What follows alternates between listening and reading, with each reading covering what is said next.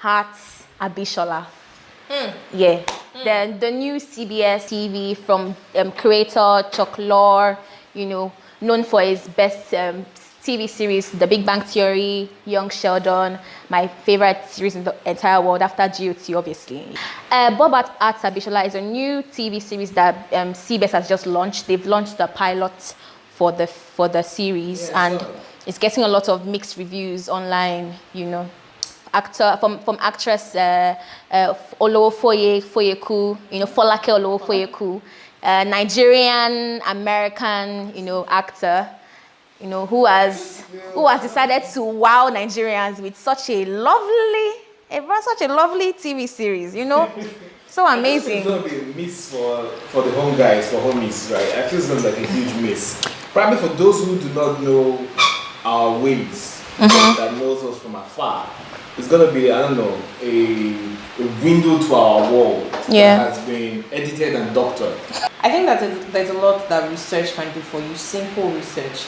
And I think that these people, they don't really care for us. They want to do our story, they want to show our story, but I don't really think they care for us. Maybe they're not even making the content for us. So they don't really care to know what really goes on or how things are really done. That's why you hear them say, oh, they have a Nigerian, and then Nigerian is sounding really funny, and then you that you're a real Nigerian, you're like, this is not how I talk. They'll put the arrow inside your word. Do you know the weird thing? CBS tried to they're trying to cultivate this diversity thing now. So they're trying to go into a lot more diversified content that appeals to not just Caucasians, the Black, the Americans, and the African people as well. So they're trying to diversify their content. But I mean, this is a big miss. And to be honest, I'm actually quite disappointed because I expected so much more from Chuck Lorre, because I've watched all the 12 seasons of Big Bang Theory and then the Young Sheldon as well.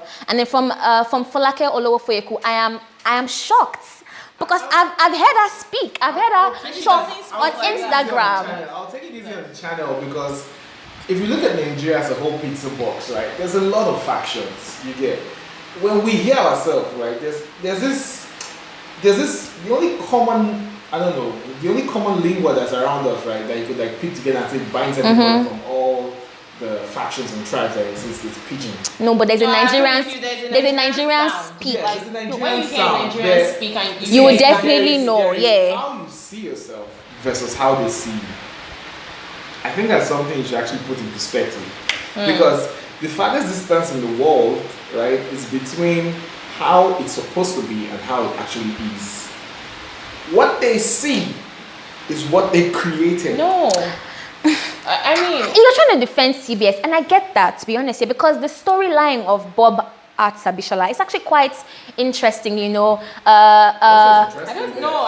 Obviously, it's slapstick. Obviously, it's slapstick, which is I think what they probably were going for is slapstick here, but then it's also nice. Because it's this guy that gets a cardiac arrest, then he gets to the hospital, and then he starts having feelings for his nurse. The thing that actually has been getting mixed reviews on the internet, on Twitter, on Instagram, or what have you, on even like the Premium Times, on New York Times and whatever, is the some reporters are actually angry about the way the title art is.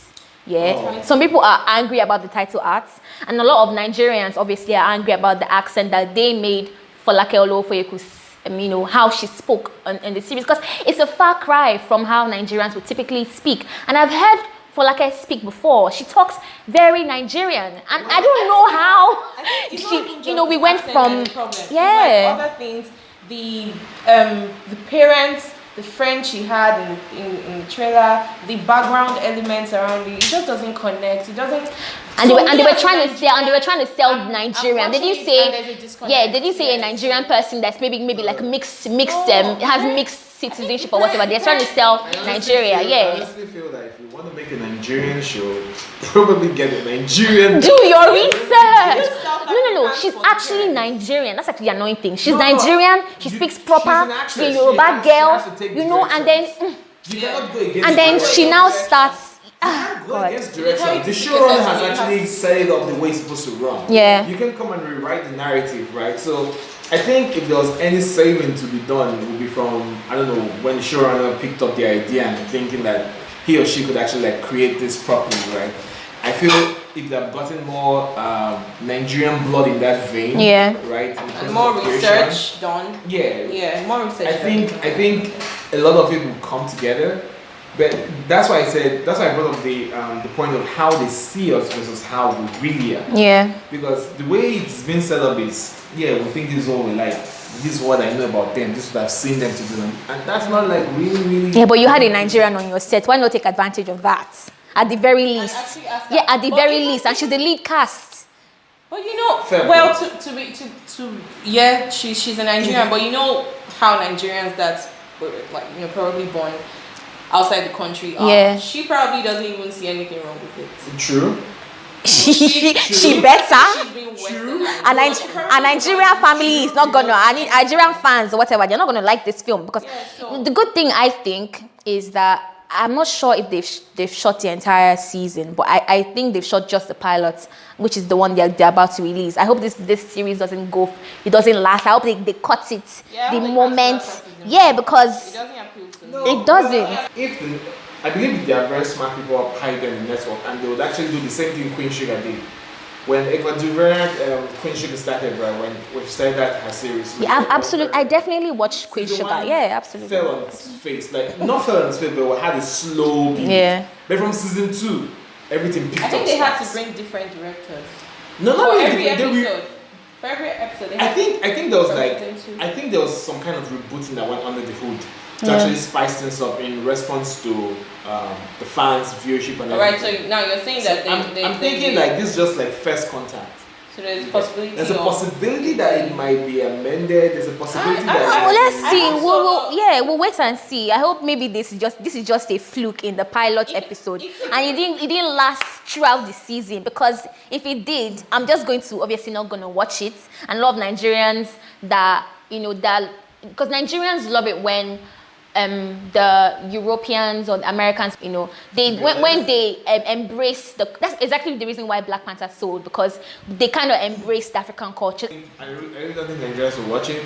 Just two reasons. Just two simple reasons. One, we are not going to waste our data on that thing. We are not actually. Data is quite expensive. We are not going to waste our data. GOT or something that's high. Oh no, not waste data. Nobody wastes data on GOT. Yeah, exactly. We're going to waste data on Abishola. On Bob Hart's Abishola. So what would you say is your final opinion on this? Like your final summary of what the series is, what it stands for, the director, the acting, the everything, all the details. I just wish that they had just done more research. And it pains me that if this show does well, they will not feel the need to even. Yeah, absolutely, yes. There's a possibility if all the Caucasians and whoever like the show, they're not going to see any reason to actually want to. No, that will be a slap on them because the aim for them now is to diversify. So I hope.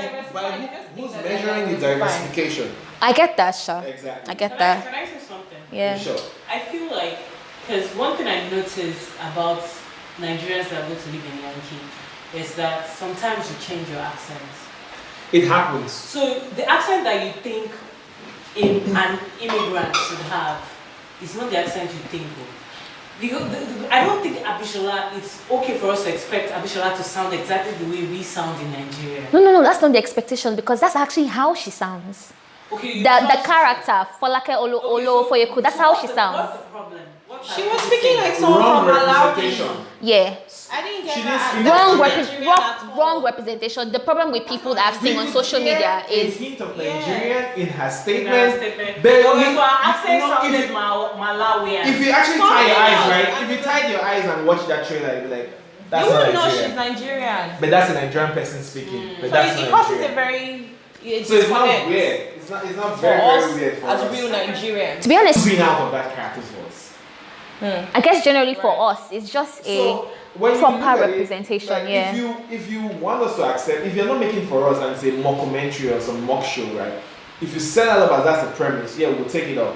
You Yeah, get but then You that's can't not come and tell us that that is that's not what the you premise say, because I say- CBS is saying they're trying to diversify, and in the synopsis of the thing, they're saying it's a Nigerian nurse. You know, she is fully Nigerian. Is where they're going to, but then we don't get that vibe. So I mean, I guess generally speaking, for Bob Heart Abishola, we feel like it's our opinion and then popular opinion for Nigerians on social media, Twitter, Instagram, whatnot. They feel like we've been misrepresented, and CBS needs to probably just take a back seat, do a review, do some research. Let Folake Olofoyeku actually be Folake Olofoyeku, and then be the Nigerian character that you got her to be, not the one that you think she should be. Because to be honest here, like Daniel said, there is what you expect and what actually is. So you should try to be going for that what actually is, and not give us slapstick. Give us slapstick because we want to laugh here, we want to be entertained, but then also be real, be realistic, exactly. So absolutely, that's where we stand on that. Yeah. True. I actually feel that Nigerians are loyal when you actually play the right cards. So if your game is to actually attract this pool of the audience, then they may have to do some rebooting to actually. But I would say that it's not for us. Yeah. Our official stand in this moment until further notices, we do not like Bob at Abishola. We think it's it needs a lot more.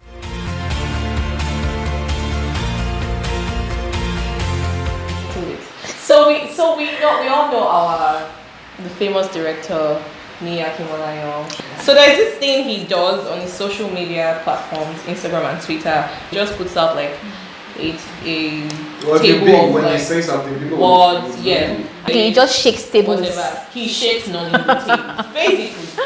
So in his usual format and style, he put out another one where he said, a good retirement plan as a Nigerian filmmaker is to focus on quantity. Have so much content so you can sell and resell as more platforms come. Because when you really think about it, cable online platforms are all just one volume. Everyone should have a plan for volume. Cinema can be very distracting.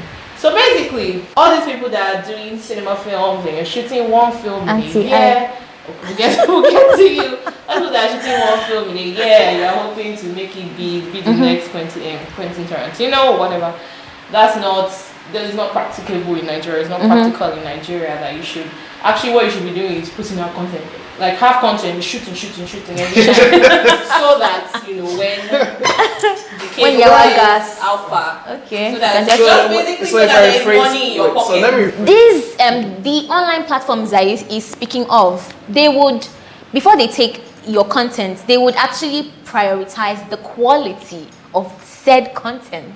No, no international online platform, them VOD platforms, Netflix, iTunes, iFlix, what have you. They will not prioritize the quantity as much as they're trying to get enough content to feed to their viewers or whatever. They would also prioritize quality. There's quality control. So there's something that we do. And my team, we're trying to push out content on the VOD platforms and whatnot. There's a quality QC. They do quality checks for those films. So if your production quality isn't good, the sound isn't good, lighting looks off, the dialogue isn't coming out well, they're not going to be comfortable enough to even push those films to the online platforms for them to even get. As I'm trying to say, you know what, guys? If you have a dream to put together a really good story, get your shit together, put together good content for the audience or what, even if it's a documentary, are you trying to tell them that, do not spend your 1 million naira making this film. That 1 million naira, break it into 5 places and be making shitty 200,000 naira films. It's a bit confusing for me because I'm like, the part of this that I really disagree with is where he says, because when you really think about it, cable and online platform all just want volume. Yes, they want volume, but you cannot just say they just want volume. They want quality. And I understand where he's coming from, because you also have to be smart. In as much as we're passionate about what we're doing, we also have to be smart, and you also have to have money in your pocket. Yeah, absolutely. But I think that if you cannot let money drive you in our industry, like, of course money is important, but you can't let that be the first the driving force, and say, oh, because I want money, this is how it's done, this is what we meant here, we're going to keep doing the same thing, we're going to keep churning out the same type of films. That's not what we're trying to do. We're trying to do better. We're trying to grow the industry. Yeah. I think what I would say is this, right? We swing both ways.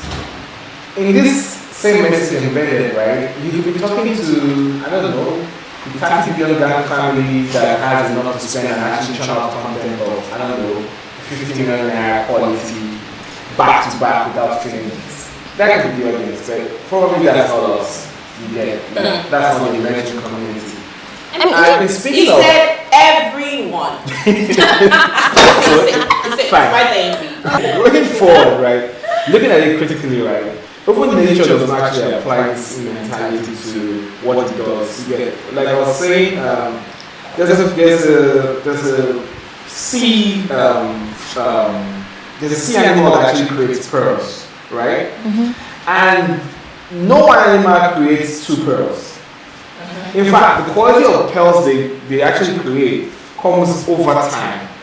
True, we all got into this boss knowing that we come to make films, but we all accepted the fact that not all of our stories will be, I don't know, groundbreaking Steven Spielberg movie that's going to change the world for the better.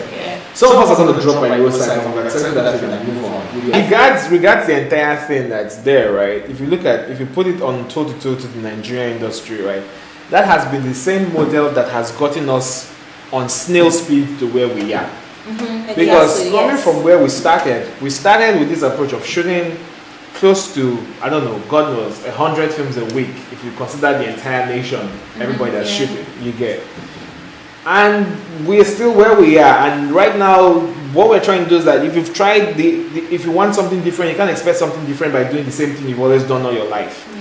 And most filmmakers in the industry are now trying to take a backseat and restructure their hearts, their minds, their stories, their plots, and put more time into it and get something different. So going by this will be, I don't know, dragging us going back to where we started, which did not even get us this far. I think that look at, we have the Quentin Tarantinos, we have the Russell brothers. If you're saying everyone should have, if we don't try it a different way, then we'll never know. We would never know. And you said that we've accepted that some people, we're not going to, probably not going to make it. That's fine, but let's try. Exactly. We die trying. Literally, because we know where we want to take Nollywood. Yeah. And we have, I'm sure we all as filmmakers have a bigger dream for Nollywood. We don't like where we are right now. We're trying to be bigger. So if one person wants to say, oh no, I'm going to do volume and just volume, that's fine. Okay, do you. But if I say that I want to chase after, I want to go after a bigger picture, I think that I should be allowed to go after the bigger. Let me see what's there. And then if I'm not thinking about retirement plan, money, I can do something else on the side. Many of our filmmakers have something else on the side. If you're passionately thinking about money, you can go into business as well and still chase your passion. So because I think that we should all work collectively. The thing is, Nollywood is very and we're not. There's no Nollywood. I say this thing everywhere, but nobody. I don't know. No, I mean we're just a pocket of independent, successful producers. Together as one. There is no that makes a system that we have hierarchies and patterns and procedures and processes. We are just we almost what I'll call a guerrilla army, right? We all trying to break into that country, right? Which is called success. And we all come from the same clan. You get it? But we are not like an army that structures, everybody's bringing their pot balls to shoot against the fence to collapse. They're like, that guy shooting from that angle, this guy shooting from this angle. Well, whoever touches gold first. If you touch gold, secure your territory. You get it? So, for me, trying to look for a retirement, trying to get to that point where you're saying, my retirement plan as a film producer. To be honest, I think it's very, very possible. I think there has to be a way. There is a way for producers. But the one thing that filmmakers never really, creatives get twisted is we feel like it's a separate entity. The business side of film and then the creative side as well. There is a way to marry quality, and quantity. So you cannot just, I want to believe that this post is maybe say, engender collaborations. Not necessarily. I mean, I'm not going in that direction. No, because right now what you just said just sparked something in my brain, right? So you're the director and you have the story, right?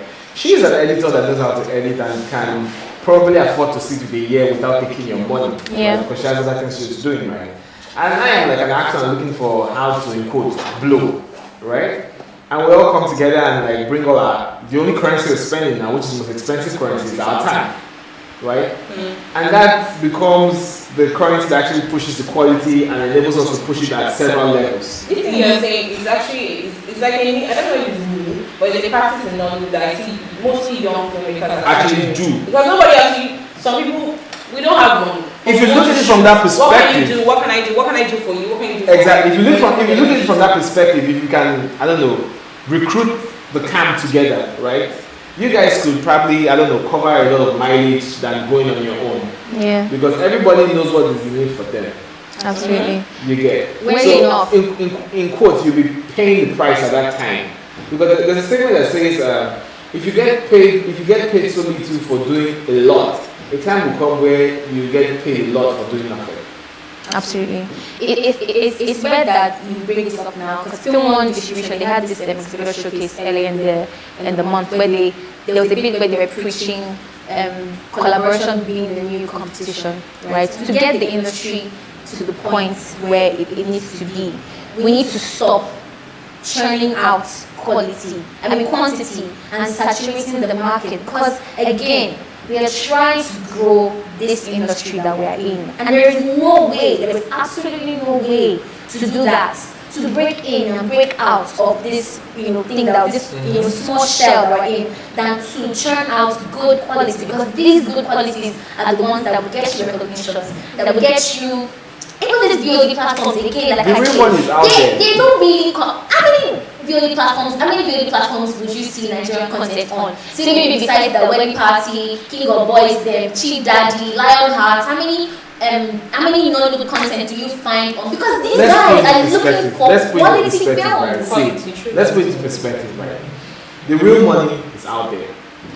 If your film makes 365 million in Nigeria, your head's going to get big. But guess what? That's just $1 million on the other side. And $1 million is like a micro budget. Nobody even shoots film for $1 million.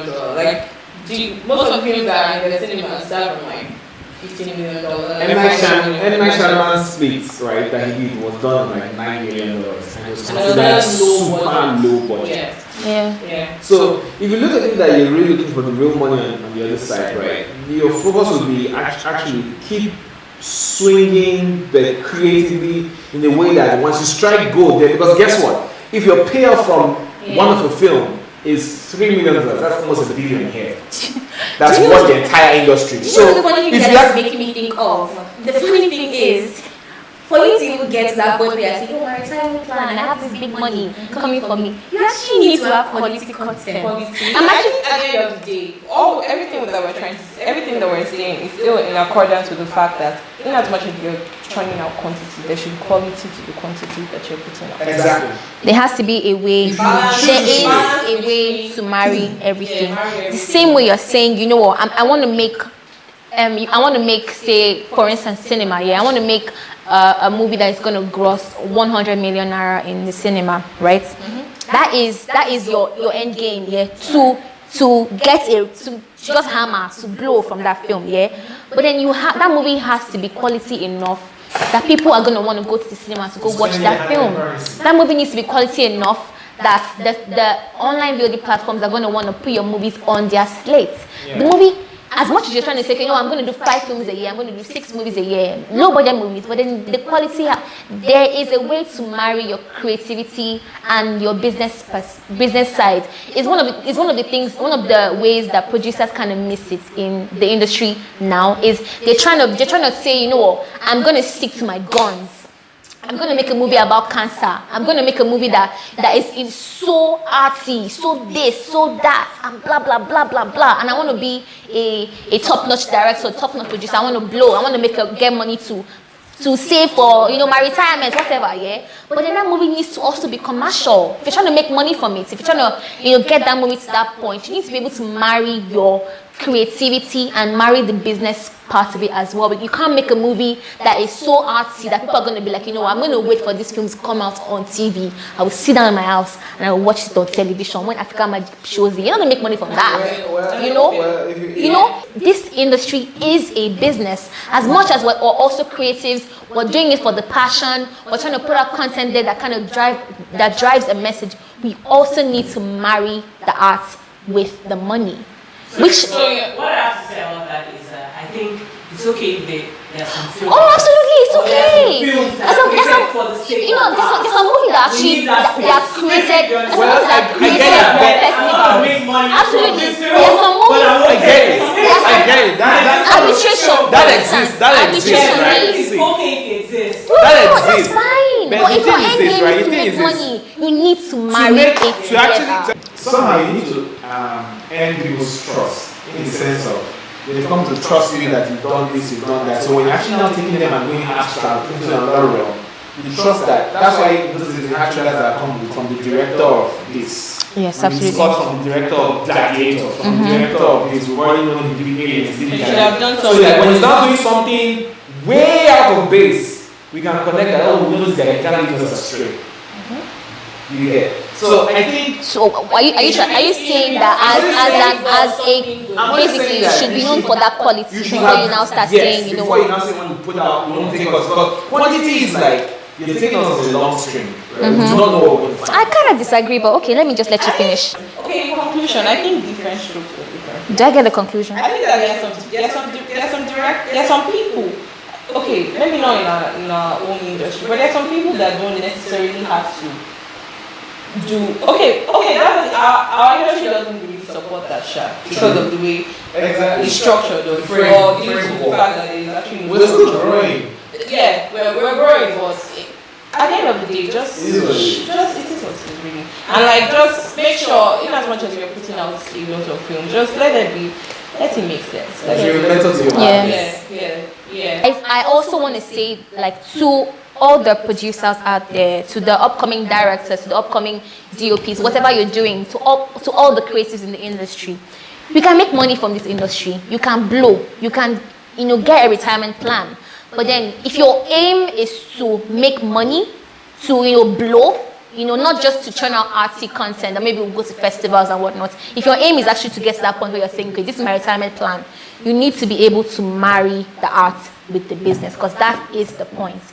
You need to, you're putting out quality, quantity, but then you need to also get to that point where it's also quality content, because that's the only way that your movie is going to get out there to cinemas, get out there to the VOD platforms, because VOD platforms are not going to accept shit films. That's the only way even our people respect us and respect our content. Yes, and then that's the only way the industry is also going to go. Do not saturate the market. Nobody's going to watch us, going to look at the saturated market. So basically, just marry the art, marry the business. It's possible to blow, it's possible to make money. Marry the art, marry the business.